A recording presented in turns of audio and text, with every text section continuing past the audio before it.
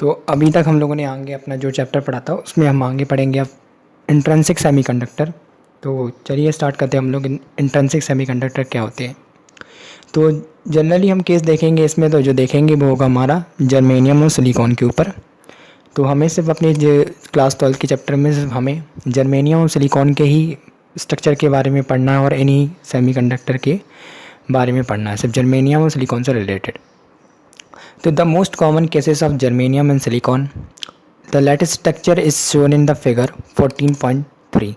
तो जो lattice structure देख सकते हैं आप इन लोगों का 3D स्ट्रक्चर, जो डायमंड लाइक स्ट्रक्चर होता है जर्मेनियम और सिलिकॉन का, ऐसे कि एक एटम होता है जो अपनी चारों वैलेंसी शेयर कर कर एक दूसरे से जुड़ा रहता है और एक चेन टाइप की बनाते जाता है कि ये 4 बॉन्ड है यहाँ पर, एक ये, तो ये चारों एक दूसरे से और दूसरे बॉन्ड से जुड़कर एक चेन टाइप की बनाते जाएंगे आगे।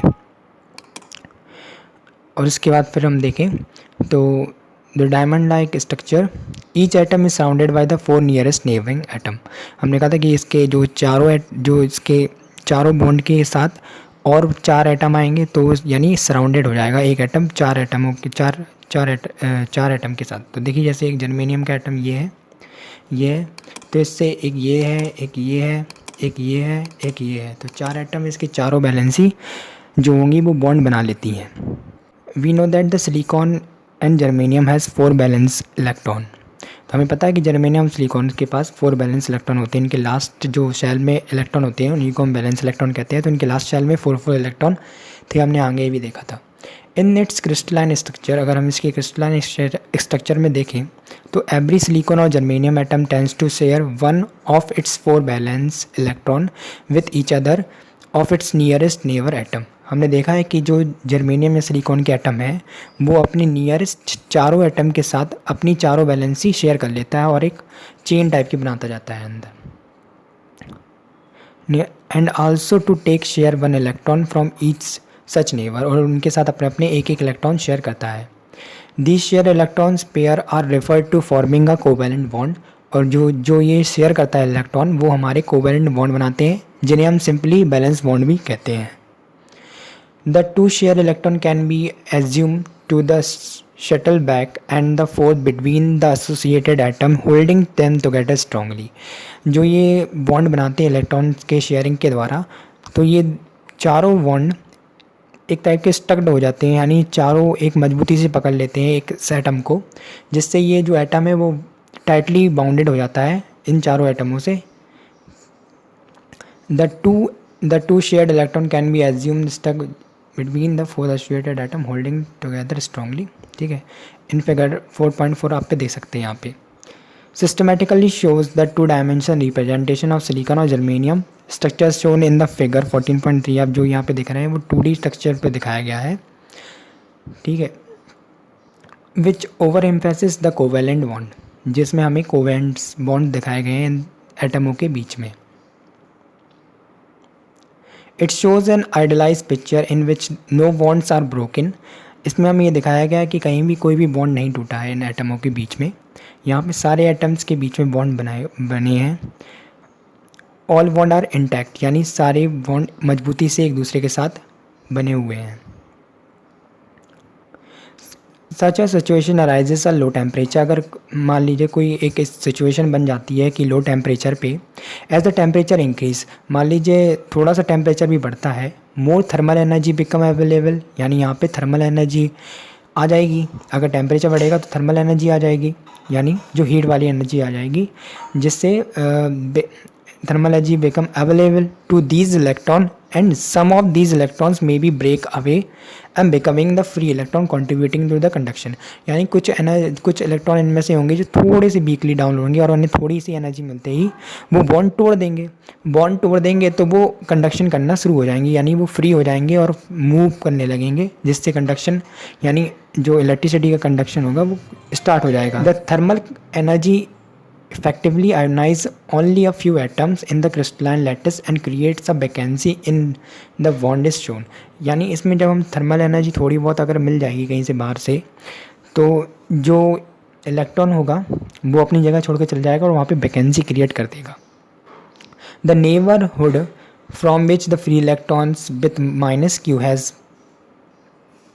come out a leave vacancy with an effective charge plus Q. अगर मान लीजिए ये वाला एटम है, ये कि एनर्जी लेकर छोड़ कर जाता है, तो ये नेगेटिव चार्ज का होता है इलेक्ट्रॉन। अगर ये छोड़ेगा, जैसे ये निकलेगा तो ये अपनी जगह पर एक पॉजिटिव चार्ज बना लेगा, क्योंकि अपोजिट चार्ज यानी नेगेटिव निकलेगा तो उसकी जगह भरपाई करने के लिए तो पॉजिटिव चार्ज ही आएगा। ठीक है, किसी भी चीज़, अगर मान लीजिए किसी भी बॉडी से आप अगर चार्ज निकालते हैं, अगर मान लीजिए आपने उससे माइनस क्यू चार्ज निकाला, तो हमेशा उसके अंदर पॉजिटिव चार्ज अपने आप डेवलप हो जाता है, क्योंकि चार्ज हमेशा पेयर में डेवलप होता है। तो जैसे ही यहाँ से बैलेंस ही खाली होगी नेगेटिव चार्ज की, तो अपने आप पॉजिटिव चार्ज आ जाएगा। This vacancy with the effective positive electronic charge is called holes. जो यहाँ पे जो पोजीशन खाली होगी और यहाँ पे पॉजिटिव चार्ज बनेगा, जो पोजीशन में यानी जो वैकेंट जगह होगी, वहाँ पर जो पॉजिटिव चार्ज की वैकेंट जगह बनेगी उसे हम कहेंगे होल्स। इन्हीं को हम होल्स कहते हैं। जब कोई इलेक्ट्रॉन अपने बॉन्ड्स को तोड़कर फ्री कंडक्शन शुरू कर देता है, और जो जहाँ पर ये छोड़ कर जाता है उस जगह पर जो पॉजिटिव वैकेंसी बन जाती है उसी को हम होल्स कहते हैं। The holes behave as a apparent free particle which effective positive charge. ये होल्स एक हाइपोथेटिकल चीज़ है, मानी गई है, वैसे तो सब कुछ हाइपोथेटिकल है कि यहाँ पे जो इलेक्ट्रॉन निकल जाता है तो जैसे ही तो उसकी जगह पे एक पॉजिटिव चार्ज आ जाता है, जो एक इफेक्टिव पॉजिटिव चार्ज रखता है अपने अंदर, एक पार्टिकल के रूप में मान लिया जाता है। In interesting semiconductor the number of free electrons, जो भी नंबर यानी जितने भी इलेक्ट्रॉन हो जो एनर्जी पाकर फ्री हो जाते हैं, वो इक्वल होंगे नंबर ऑफ होल, क्योंकि जितने इलेक्ट्रॉन निकलेंगे उतने ही होल्स क्रिएट होंगे। एक इलेक्ट्रॉन निकला तो एक होल्स क्रिएट हो गया, एक इलेक्ट्रॉन निकला तो एक होल्स क्रिएट हो गया। ठीक है, is equal to n i, with n i is called intrinsic carrier concentration. Intrinsic carrier concentration ये होता है जो चार्ज बनाने में काम में आते हैं। जैसे मान लीजिए जितने भी इलेक्ट्रॉन निकले तो वो वही तो चार्ज बनाएंगे, तो यानी जितने इलेक्ट्रॉन निकले वो जितने इलेक्ट्रॉन निकले उनकी जगह पे फिर होल जितने बने, और जितने पार्टिसिपेट कर रहे हैं कंडक्टिसिटी बनाने में, इलेक्ट्रिसिटी कंडक्ट करने में, तो वही हमारे हो गए intrinsic carrier concentration. Semiconductor process the unique property in which apart from electron the holes also move. यानी हमारे इलेक्ट्रॉन भी मूव करते हैं, साथ साथ हमारे होल्स भी मूव करते हैं। Suppose there is a hole a site 1 as shown in the figure 4.a। अगर हम 4.a देखें तो उसमें फर्स्ट साइड में एक होल दिखेगा आपको। तो मान लीजिए कोई हमें थर्मल एनर्जी प्रोवाइड की हमने कहीं से भी, तो उसकी वजह से एक इलेक्ट्रॉन निकला, ये निकल गया बाहर, और यहाँ पे जो एक बैकेंड जगह बन गई, यहाँ पे एक होल टाइप का बन गया, तो ये hole at the side 1 backend electron हो गया, यानी यहाँ पे पॉजिटिव चार्ज आ गया। तो पॉजिटिव चार्ज आ गया। The movement of the hole can be visualise in the figure 4.5b। An electron from the covalent bond at the side 2 may jump to the backend side 1 electron. Thus, after a jump, the hole its side second and the side first has now an electron. यानी इसमें देखिए हम figure से समझाते हैं आपको। देखिए यहाँ पे अभी ये जगह खाली थी, तो यहाँ पे ये नेबर वाला एटम है, ये नेगेटिव चार्ज है, ये पॉजिटिव चार्ज है, तो ये अट्रैक्ट होगा इससे। कोई भी एटम अट्रैक्ट हो सकता है, अभी सिर्फ इसमें फिगर में दिखाया गया है। तो ये वाला एटम इस पर अट्रैक्ट होगा, तो ये अट्रैक्ट होगा, तो ये नेगेटिव चार्ज इसके पास जाएगा, क्योंकि इलेक्ट्रॉन तो मूव कर सकते हैं लेकिन होल मूव नहीं कर सकते। लेकिन हमें लगता है कि होल भी मूव कर रहे हैं, लेकिन होल्स मूव नहीं करते हैं। तो इलेक्ट्रॉन यहाँ पे चला जाएगा, जैसे ही चला जाएगा तो यहाँ पे एक होल क्रिएट हो जाएगा। तो देखिए यहाँ पे एक होल क्रिएट हो गया और यहाँ पे इलेक्ट्रॉन पहुँच गया, यानी सेकंड साइड पे होल क्रिएट हो गया। अब आप देख सकते हैं कि ये होल यहाँ पे था, यहाँ पे पहुँच गया, तो हमें लगता है कि जो होल है वो चल रहा है। ठीक है, तो अब हम आगे पढ़ते हैं इसके। तो होल इस सेकंड साइड पे हमने देखा था कि होल बन गया था, and the side 1 has now fill with in electron, उसमें इलेक्ट्रॉन आ जाता है फर्स्ट साइड पे। ठीक है, therefore apparently the hole has move from the side 1 to side 2। हमने देखा कि वह होल साइड 1 टू साइड 2 तक मूव कर जाता है। Note that the electron originally set free, यानी हमेशा इलेक्ट्रॉन फ्री रहता है, is not involve in the process of the hole motion. तो is not involve in the, जो होल प्रोसेस में इलेक्ट्रॉन इन्वॉल्व नहीं होता है। The free electron move completely independently as conduction electron, जो इलेक्ट्रॉन होता है वो इंडिपेंडेंटली फ्री मूव कर सकता है और कंडक्ट कर सकता है इलेक्ट्रिसिटी को, and gives arises to a electric current I. जो हमें करंट, अगर वो इलेक्ट्रॉन फ्री होंगे तो वो कंडक्ट करेंगे इलेक्ट्रिसिटी को, जो हमें करंट देंगे वो आई करंट होगा हमारा। Under and applied electric field, अगर हम इलेक्ट्रिक फील्ड अप्लाइड कर लेते हैं तो जो सारे इलेक्ट्रॉन होंगे वो एक ही डायरेक्शन में फ्लो करने लगेंगे और हमारा करंट एक ही डायरेक्शन में फ्लो होने लगेगा। Remember that the motion of the hole is only a convenient way of describing the actual motion of bond electron. तो जो हमारा जो मोशन ऑफ होल हो रहा था, जो एक्चुअली नहीं हो रहा था, सिर्फ दिख रहा था हमको, तो यानी हमने इसे कन्वीनियंट अपनी अपनी सुविधा के लिए जो बॉन्ड के मोशन को एक्चुअली समझाने के लिए हमें ऐसा दिखाना पड़ रहा है कि होल यहाँ से यहाँ तक पहुँच गया। ठीक है, यानी होल मूव नहीं करते हैं।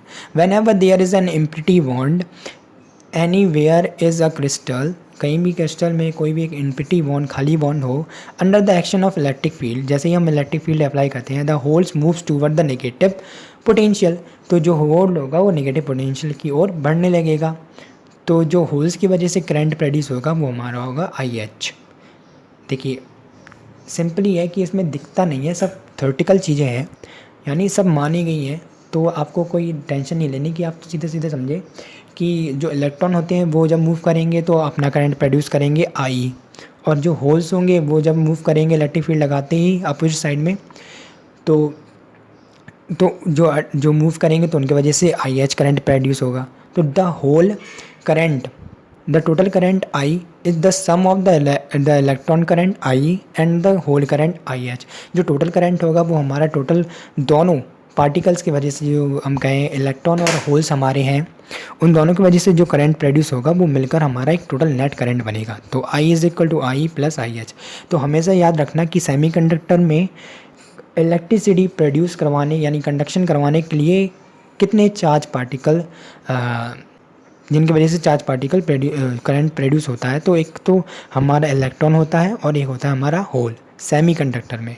जैसे ही कंडक्टर में होता है तो इलेक्ट्रॉन अकेला होता है, इसमें मूव करेगा, और सेमीकंडक्टर में हमारा इलेक्ट्रॉन और होल, और इंसुलेटर में कोई मूव नहीं करता है।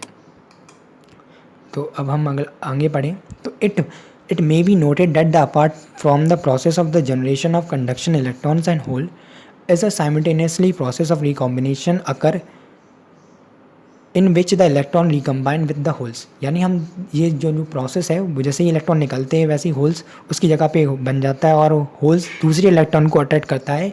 ये कंटिन्यूस प्रोसेस यानी एक साथ होती रहती है। एट द इक्विलिब्रियम, एक इक्विलिब्रियम पे the rate of the generation is equal to the rate of the recombination, कि जितने इलेक्ट्रॉन निकल रहे हैं उतने इलेक्ट्रॉन भर रहे हैं, दोनों जो नंबर ऑफ इलेक्ट्रॉन जितने निकल रहे हैं और नंबर ऑफ जगह जितनी जो भर रही हैं वो दोनों इक्वल हो जाएं, यानी होल्स जितने, नंबर ऑफ होल्स बराबर नंबर ऑफ इलेक्ट्रॉन हो जाएं इक्विलिब्रियम पे। तो the recombination occurs due to the an electron colliding with a hole. At a equilibrium the rate of the generation is equal to the rate of the combination charge carrier. The recombination occur due to the colliding with a hole. As an intrinsic semiconductor, we will behave like an insulator. अगर एक इंसेंट्रिक semiconductor है, will behave like an insulator at the temperature it is 0 kelvin. अगर कोई भी एक semiconductor है जो pure semiconductor है, जिसे हम इंट्रिंसिक सेमीकंडक्टर कहते हैं, तो वो 0 केल्विन पे हमेशा इंसुलेटर का काम करेगा। और जैसे ही हम उसे रूम टेम्परेचर पे लाएंगे तो थोड़ी एनर्जी मिलकर इलेक्ट्रॉन कंडक्शन बैंड में चले जाएंगे, बैलेंस बैंड से। ये बैलेंस बैंड है, इससे कंडक्शन बैंड में चले जाएंगे तो ये कंडक्ट एनर्जी करने लगेंगे, यानी जो इलेक्ट्रिसिटी है वो कंडक्ट करने लगेंगे। लेकिन अगर 0 केल्विन पे हम देखें तो ये हमेशा इंसुलेटर रहेगा, intrinsic semiconductor. It is the thermal energy at the higher temperature T greater than 0 kelvin, यानी 0 केल्विन से कोई भी टेम्परेचर बड़ा हो तो उसमें जो हमारे जो क्या कहते हैं सेमीकंडक्टर होते हैं वो हमारी कंडक्शन करना शुरू कर देते हैं। Which exist some electron from the valence bond to the conduction bond, जिससे एनर्जी पाकर वो बैलेंस बॉन्ड से इलेक्ट्रॉन कंडक्शन बॉन्ड में चले जाते हैं। These thermal excited electron at the temperature is greater than 0 kelvin partially occupy the conduction band, यानी ये पूरी तरह नहीं, थोड़ा सा कंडक्शन बैंड बढ़ते हैं, therefore the energy band diagram of an intrinsic semiconductor will be as shown in the figure. ये हमारा एनर्जी बैंड डायग्राम है हमारे सेमीकंडक्टर का, इंट्रिंसिक सेमीकंडक्टर का। तो आप देख सकते हैं यहाँ पे थोड़े से इलेक्ट्रॉन जाकर कंडक्शन बैंड में चले जाते हैं, यानी थोड़ी सी इलेक्ट्रिसिटी कंडक्ट करेंगे। Some electrons are shown in the conduction band. These have a common these have come from the valence band leaving equal number of holes there. जितने भी इलेक्ट्रॉन यहाँ से यहाँ पे गए हैं वो अपनी जगह पे होल्स भी बनाकर गए हैं, क्योंकि हमने पढ़ा था कि अगर इलेक्ट्रॉन अपनी साइड छोड़कर जाता है तो अपनी जगह पर एक बैकेंड जगह करा जाता है जो पॉजिटिव चार्ज की होती है, जिन्हें हम होल्स कहते हैं। तो ये एनर्जी बैंड डायग्राम है, ये 0 केल्विन पे है और ये 0 केल्विन से ज़्यादा टेम्परेचर पे हमारा इंट्रिंसिक सेमीकंडक्टर का एनर्जी बैंड डायग्राम है। तो अब इसके आगे हम पढ़ेंगे एक्सट्रिंसिक सेमीकंडक्टर। अब एक्सट्रिंसिक सेमीकंडक्टर क्या होता है, जिसमें हम थोड़ी बहुत इम्प्योरिटी मिला देते हैं। जो प्योर सेमीकंडक्टर होता है जर्मेनियम सिलिकॉन में हम थोड़ी सी इम्प्योरिटी मिला दें तो उसकी जो हमारा बनेगा सेमीकंडक्टर वो हो जाता है हमारा एक्सट्रिंसिक सेमीकंडक्टर। सिंपल सी बात कहें तो चलिए स्टार्ट करते हैं हम लोग। तो the conductivity of an intrinsic semiconductor depend upon its temperature. जो कंडक्टिविटी होती है इंट्रिंसिक सेमीकंडक्टर की वो हमारी टेम्परेचर पे डिपेंड करेगी। अगर हम टेम्परेचर बढ़ाते जाएँ तो इलेक्ट्रॉन और कंडक्शन जो बैलेंस बैंड से कंडक्शन बैंड में चले जाते हैं, लेकिन but at the room temperature it is conductivity is low. हमने देखा था कि ऊपर बहुत ही कम इलेक्ट्रॉन जा रहे थे रूम टेम्परेचर पे। As such as no important electronics devices can be develop using these semiconductor. इसमें कोई ज़्यादा फ़ायदा नहीं हो रहा था कि हम इससे कोई भी इलेक्ट्रॉनिक डिवाइस बनाएं, तो उसमें बहुत ही कम एनर्जी पहुंच रही थी, तो उसमें हमें ज़्यादा अच्छे से डिवाइसेस नहीं बन रहे थे। Hence there is a necessary to improving their conductivity. तो हमें ज़रूरत पड़ी कि उसे हम और डेवलप करें और जिससे हमारे जो सेमीकंडक्टर है वो और ज़्यादा कंडक्टिविटी कर सके, जिसकी वजह से हमारी जो इलेक्ट्रिसिटी वो ज़्यादा से ज़्यादा पास हो। This can be done by the making use of impurities. ये हम कर सकते थे बाय यूजिंग ऑफ इम्प्योरिटीज़। उनमें इम्प्योरिटीज़ मिलाकर हम इसकी कंडक्टिविटी बढ़ा सकते थे। When a small amount of few parts पर मिलियन, यानी ppm आपने केमिस्ट्री में पढ़ा होगा, 10 की पावर 6 होता है आई थिंक, है ना।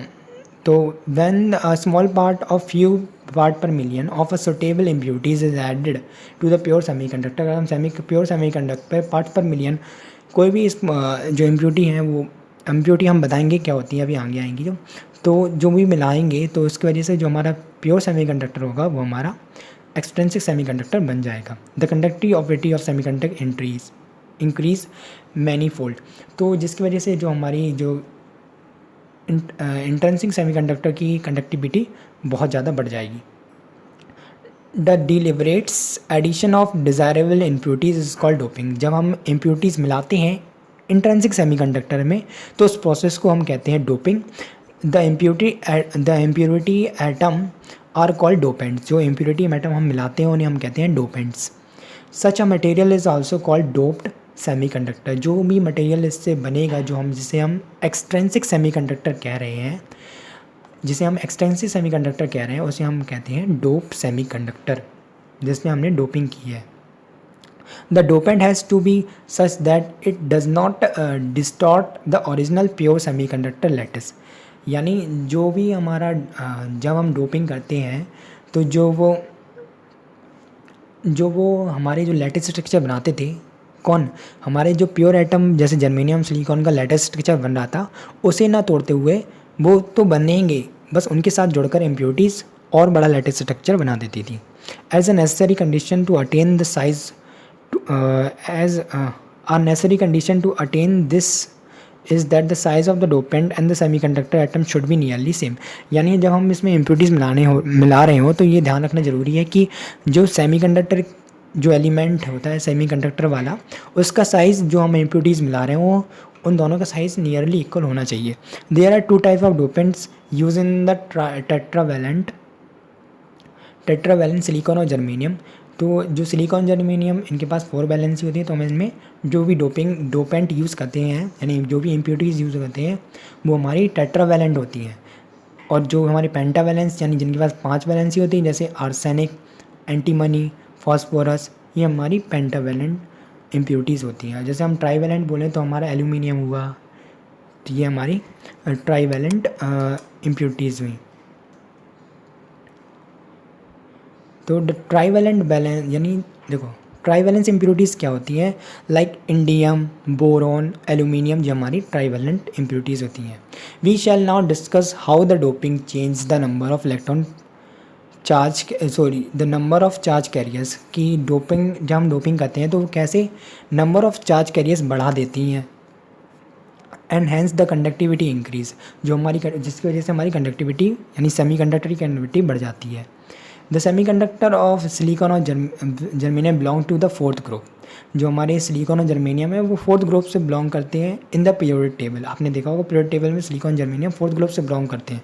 Therefore we choose the dopant element from the near fifth और थर्ड ग्रुप, इसलिए हमने उसके जो नियर वाले ग्रुप हैं यानी थर्ड और फिफ्थ, फोर्थ तो बीच में आएगा, तो उसके जो बगल और अगल वाले जो भी ग्रुप हैं उनसे ही हमने इम्प्योरिटीज़ बनाई है। Accepting and taking the care that the size of the dopant is nearly the same as the silicon और जर्मेनियम, ये ध्यान रखते हुए कि जो जर्मेनियम सिलिकॉन है उनके साइज़ के बराबर ही उसका साइज़ होना चाहिए।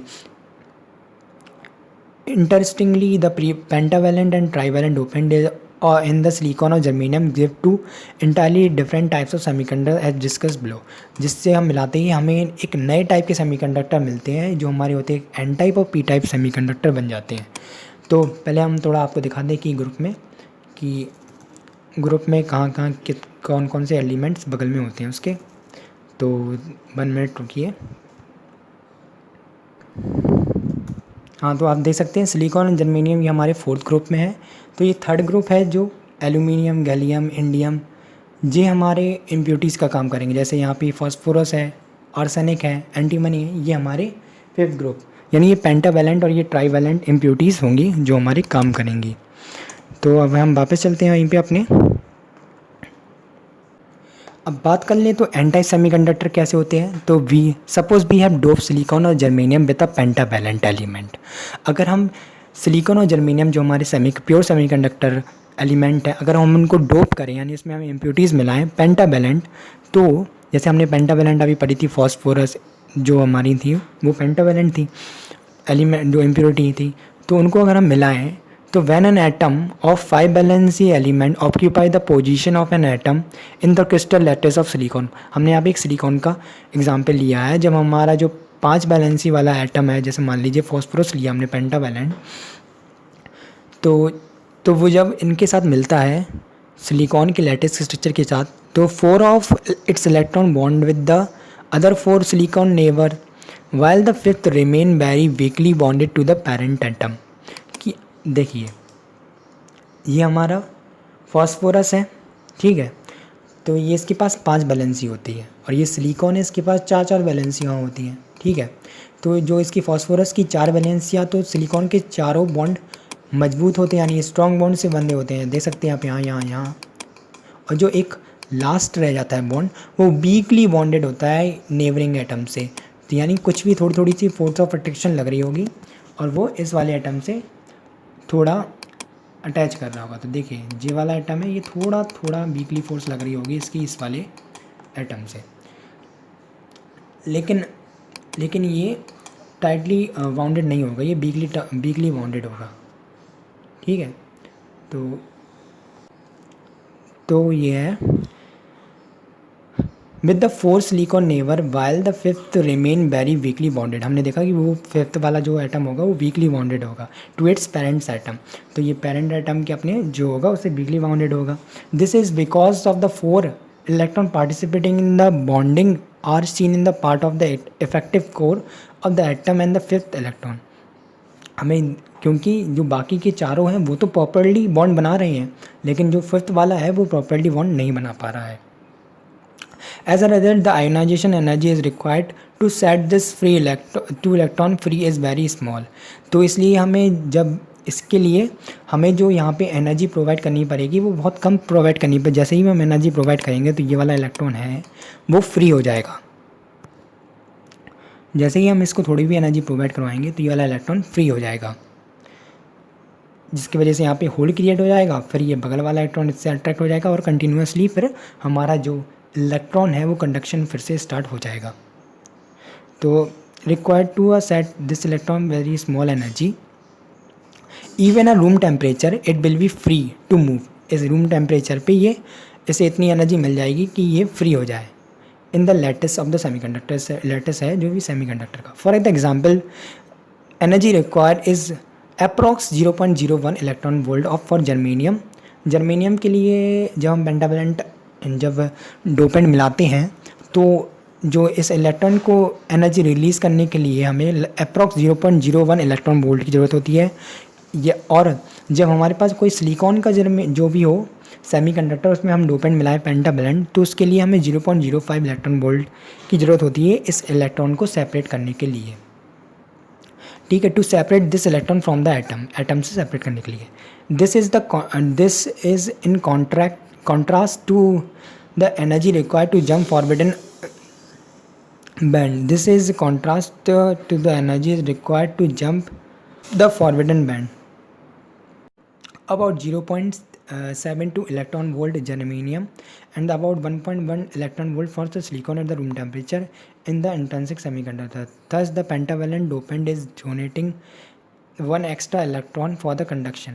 तो इस तरह हम देख सकते हैं कि जो हमारे जो पेंटावेलेंट जो हम मिलाते हैं इम्प्योरिटीज़ वो एक एक्स्ट्रा इलेक्ट्रॉन प्रोवाइड करवा देता है सेमीकंडक्टर को, जिसकी वजह से हमारी जो कंडक्टिविटी होती है वो और बढ़ जाती है।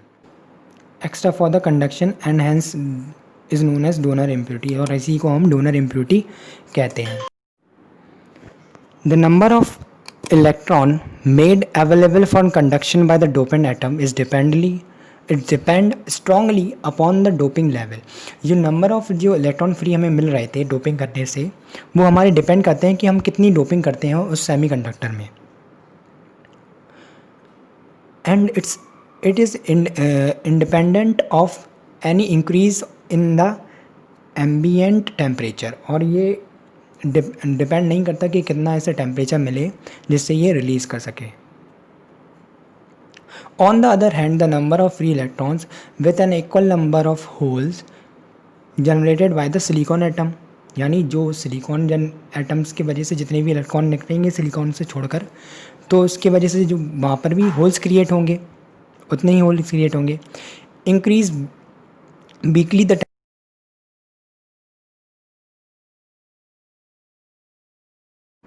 जो हमारे जैसे ही हम टेम्परेचर को इंक्रीज़ करते जाएंगे वैसे ही जो इलेक्ट्रॉन्स होंगे वो अपनी जगह छोड़कर वहाँ पर होल्स बनाते जाएंगे, जिससे हमारा कंडक्शन बढ़ता जाएगा।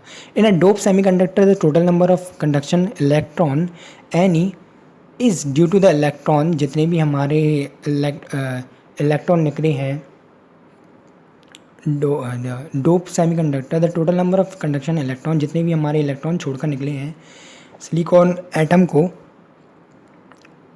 is due to the electron contribution by the donor and those generated intrinsically, while the total number of holes is only due to the holes from the intrinsic sources, but the rate of the recombination of the holes would be increased due to the increase in the number of electron. As the result, the number of holes would be get reduced further. तो जो हमारे यहाँ पे होते हैं तो ये तो फ्री इलेक्ट्रॉन्स हैं, और जो यहाँ पे इलेक्ट्रॉन है इनमें से अगर कोई खाली करके जाता है तो यहाँ पर हमारी एक जो होल्स क्रिएट हो जाता है। लेकिन ये तो हमारे पास फ्री इलेक्ट्रॉन्स है, यानी नंबर ऑफ इलेक्ट्रॉन्स जो हमारे एन टाइप सेमीकंडक्टर में यानी जिसमें हम पेंटावेलेंट इम्प्योरिटीज़ मिलाते हैं उसमें नंबर ऑफ इलेक्ट्रॉन्स ज़्यादा होते हैं और नंबर ऑफ होल्स कम होते हैं, क्योंकि जो ये वाले इलेक्ट्रॉन होते हैं ये तो फ्री हैं ऑलरेडी, मतलब थोड़ी सी एनर्जी मिल जाती है ये अपने आप भग जाते हैं, ये किसी से बॉन्ड नहीं बनाए हैं। लेकिन ये बॉन्ड बनाए हैं तो जैसे ही ये खाली करते हैं अपने एक बॉन्ड्स को, एनर्जी मिलते ही ये जगह छोड़ते हैं तो यहाँ पर एक होल क्रिएट होता था, यानी सिलिकॉन्स वाले जो हैं वो होल्स बनाएंगे।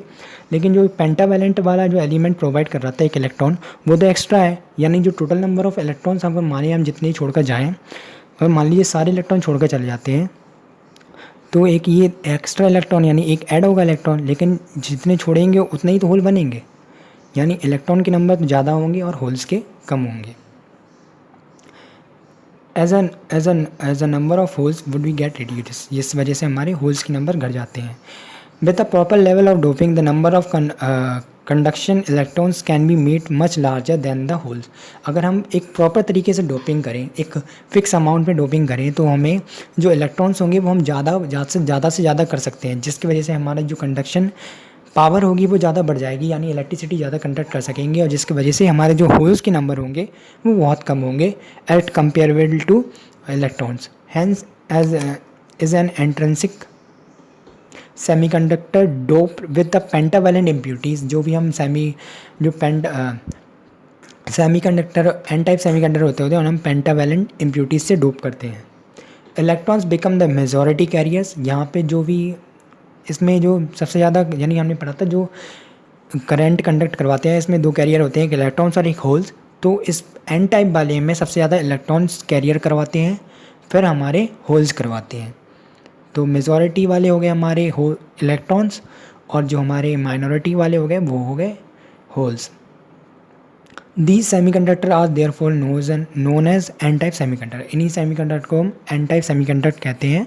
For n type semiconductor we have number of electron is much greater than number of holes.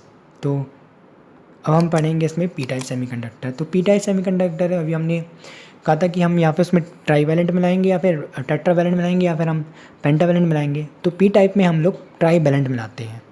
तो this obtain when the silicon germanium atom is dope semiconductor is dope with trivalent impurities like aluminium, boron, indium etc. The dopant which has one valence electron less than the silicon और germanium. Germanium और silicon के पास 4 valence electron होते हैं, लेकिन aluminium और boron और indium जो भी हमारे टेट्रावैलेंट एलिमेंट हैं उनके पास सिर्फ 3 वैलेंस इलेक्ट्रॉन होते हैं। Therefore this atom can form covalent bond with neighbouring 3 silicon atom. जो भी ये एल्यूमिनियम एटम है वो अपने नियरिंग देखिए इसके पास 3 है एल्यूमिनियम के पास, और सिलिकॉन के पास 4 है। तो ये 1 2 3 तो बॉन्ड बना लेगा, लेकिन जो सिलिकॉन का चौथा बॉन्ड होगा वो खाली रह जाएगा, तो वो इसके साथ एक एपरेंट बॉन्ड बना लेगा। तो एपरेंट बॉन्ड बनाते ही यहाँ पे जो होगा वो एक होल अपने आप क्रिएट हो जाएगा। तो जिसकी वजह से यहाँ पे यानी हमें एक फ्री का होल मिल रहा है। जैसे हमें एन टाइप सेमीकंडक्टर में हमने पढ़ा था कि जैसे हमें यहाँ पे एक इलेक्ट्रॉन मिल रहा था एक्स्ट्रा, तो इसमें हमें एक होल मिलेगा एक्स्ट्रा। तो ठीक है, तो हम देखते हैं यहाँ पे कि this atoms can form covalent bond with the neighbouring 3 silicon atom. 3 silicon atom के साथ वो बॉन्ड बनाएगा, but does not have any electron to offer the 4th silicon atom. यानी उसके पास जो एल्यूमिनियम है ट्राईवैलेंट एलिमेंट अगर हम डोपिंग करते हैं तो उसके पास तो सिर्फ 3 ही इलेक्ट्रॉन थे, तो तीन से तो बॉन्ड बन गए, लेकिन जो एक सिलिकॉन का 4th बॉन्ड है वो उसके पास इसके लिए इलेक्ट्रॉन नहीं है। So the bond between the 4th neighbour and the trivalent atom such a balance vacancy of or holes as shown in the figure। तो अभी हम फिगर में देखा था, तो वहाँ पे जो वैकेंसी बन गई थी यानी वहाँ पर होल क्रिएट हो गया था। Since the neighboring silicon atom is the lattice wants an electron in the place of hole। तो जो हमारा जो लेटिस स्ट्रक्चर है वो वहाँ पर चाहेगा कि वहाँ पर एक इलेक्ट्रॉन आए, होल्स की जगह पर एक इलेक्ट्रॉन आए। अपना जो लेटिस स्ट्रक्चर बनाने के लिए वो चाहेगा कि उसकी जो बैकेंड जगह है वहाँ पर एक इलेक्ट्रॉन आए। An electron in the outer orbit, जो भी इलेक्ट्रॉन होगा उनके outer orbit of an atom is the neighbourhood में भी jump to fill the vacancy. जो भी उसके बगल में एटम होंगे जहाँ पर हमारा होल बन रहा था, अगर हम देखें तो ये यहाँ से होल जो बन रहा है, तो ये नेबरिंग एटम है वो इससे अट्रैक्ट करेंगे, क्योंकि ये पॉजिटिव या नेगेटिव था, तो ये जंप कर यहाँ पर आ जाएंगे और होल्स यहाँ पे क्रिएट हो जाएगा। ठीक है, तो होल्स यहाँ पर क्रिएट हो जाएगा। Jump to fill the vacancy of the leaving end vacancy और hold its on its side. जहाँ से वो अगर जंप करेगा तो उसकी जगह पर भी एक होल क्रिएट हो जाएगा। Thus the hole is available for the conduction. यानी यहाँ पर हमारा जो होल होगा वो ऑलरेडी अवेलेबल हो जाएगा कंडक्शन के लिए। Note the trivalent Organ atom become effectively negative charge when its share is 4th electron with the neutron atom। यानी जब हमारा जो इम्प्योरिटीज़ है वो जब शेयर करते हैं अपने 3 बॉन्ड, तो जब वो 4th बॉन्ड से बॉन्ड बना रहता है तो उसके लिए वो अपना एक होल प्रोवाइड कर देता है, वहाँ पर एक होल जनरेट हो जाता है। तो वही हमारा इसमें जो कंडक्शन के लिए ज़्यादा मेनली यानी मेजॉरिटी चार्ज हम कैरियर कहें तो यहाँ पर होल बन जाते हैं। नोट द टेट्रावैलेंट हो गया था। Therefore the dopant atoms of P type material, जो भी हमारे डोपेंट पी टाइप मटेरियल बनाने के लिए होते हैं, can be treated as the core of one negative charge along with associated holes as shown in the figure. तो इसलिए हम जो भी हमारे जो यहाँ पे हम जो दिखाएंगे तो वो सारे इलेक्ट्रॉन्स देखेंगे, लेकिन एक जो हमारे पास फ्री होगा, जो हमारे पास एक्स्ट्रा होगा, वो हमारे पास यहाँ पे होल होगा।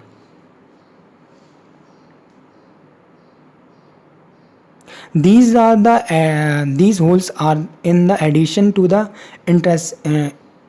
intrinsically generate holes, while the sources of conduction electron is only the intrinsic generation.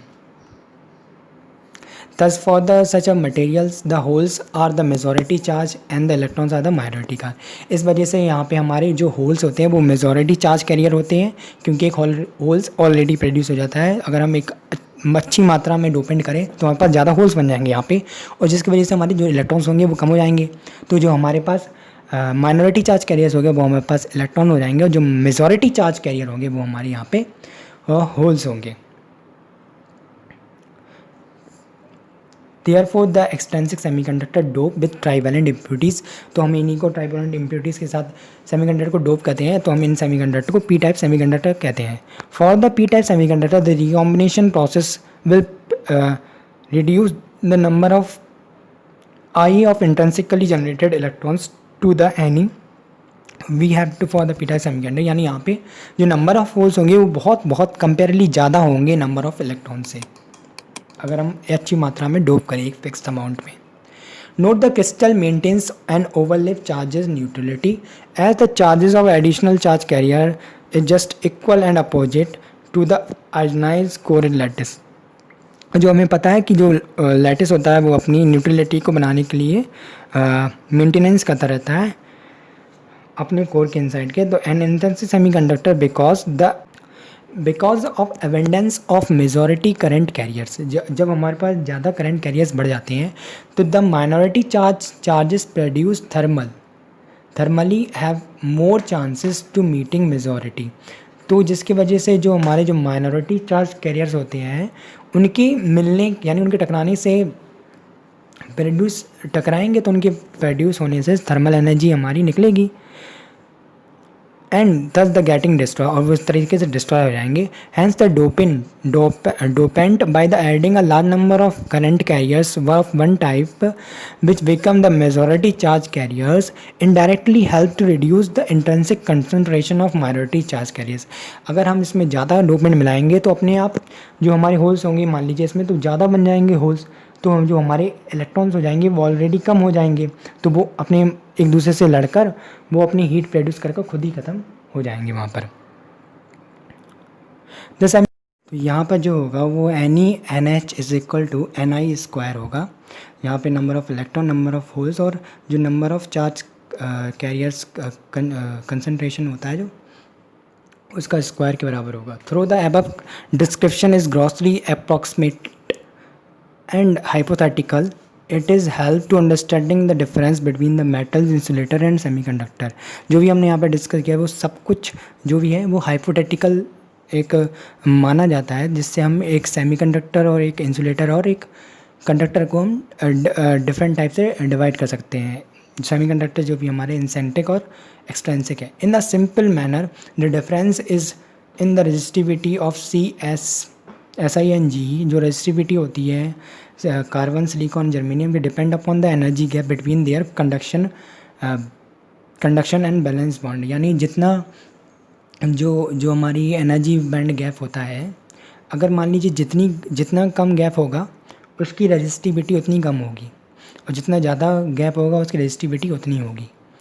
तो for C the diamond and SI germanium, diamond के लिए 5.4 होती है, जिससे यानी कार्बन की जो रेजिस्टिविटी होती है वो ज़्यादा होती है, और जो सिलिकॉन की होती है वो 1.1 इलेक्ट्रॉन वोल्ट होती है, यानी सिलिकॉन की कम होती है, और फिर जर्मेनियम की बहुत ही कम यानी 0.7 इलेक्ट्रॉन वोल्ट एनर्जी गैप होता है कंडक्शन बैंड और बैलेंस बैंड के बीच में respectively. SN also is the group of fourth element but it is not a metal because the energy gap it is 0। जो हमारा एसएन होता है वो भी एलिमेंट है फोर्थ ग्रुप का, बट लेकिन वो मेटल नहीं है क्योंकि उनकी जो एनर्जी गैप है उनके बीच का वो 0 इलेक्ट्रॉन वोल्ट है। इसीलिए उनके बीच में जब एनर्जी गैप ही नहीं है तो उसकी रेजिस्टिविटी नहीं होगी, यानी उसमें वो मेटल ही नहीं बन पाएगा, क्योंकि कोई भी ऐसा मेटल नहीं है जिसके पास कुछ ना कुछ तो रेजिस्टिविटी होती है। अगर जिसका कुछ भी रेजिस्टिविटी नहीं वो कभी मेटल नहीं है।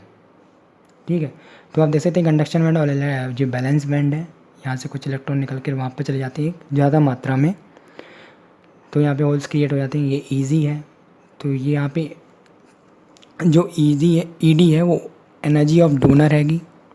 ठीक है, जो डोनर है वो 0.1 इलेक्ट्रॉन वोल्ट है, और जहाँ पर ये जो एनर्जी ऑफ ई है वो 0.1 टू 0.5 इलेक्ट्रॉन जो एक्सेप्टर है वो हमारी है 0.10 से लेकर 0.5 electron volt. Only thermal generating hold 9 power of total. ठीक है, तो इसी के साथ हम लोग अपना चैप्टर ख़त्म करते हैं। तो अगला पार्ट आपको बहुत जल्दी मिल जाएगा, तो बने रहिए हमारे चैनल के साथ, और चैनल को सब्सक्राइब करना मत भूलें, लाइक शेयर ज़रूर करें। Thank you.